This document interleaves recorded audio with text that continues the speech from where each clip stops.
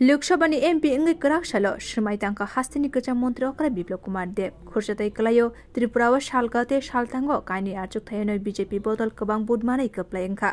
आरो सालतां त्रिपुरानि कैंडिडेट इंगै बासाखा बिप्लब कुमार देव सालतां त्रिपुराव कबां बुधमानै बिप्लब कुमार देव कप्लाय अंगमानि यागुलो काइसा कक सराय दाबुक बो बिप्लब कुमार देवनो हामसगो हास्तिनि लुकुरक 2018 बिसुवो मन्त्री अक्रा इंगै ते दाबुक 2024 बिसुवो हुनके एमपी इंगै हास्तिनि लुकुरकनि बागै हामक्राय खायनाय बिप्लब कुमार देव कराकसालो हाकोतनि कताल एमपी इंगै श्रीमाय दाबुक बारसा कताल नाहरका बिप्लब कुमार देव। मैं बिप्लब कुमार देव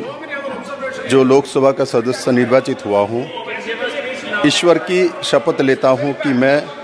विधि द्वारा स्थापित भारत के संविधान के प्रति सच्ची श्रद्धा और निष्ठा रखूंगा। मैं भारत की प्रभुता और अखंडता अक्षुण्ण रखूंगा तथा जिस पद को मैं ग्रहण करने वाला हूं, उसके कर्तव्यों का श्रद्धापूर्वक निर्वहन करूंगा। Bureau report कखरा।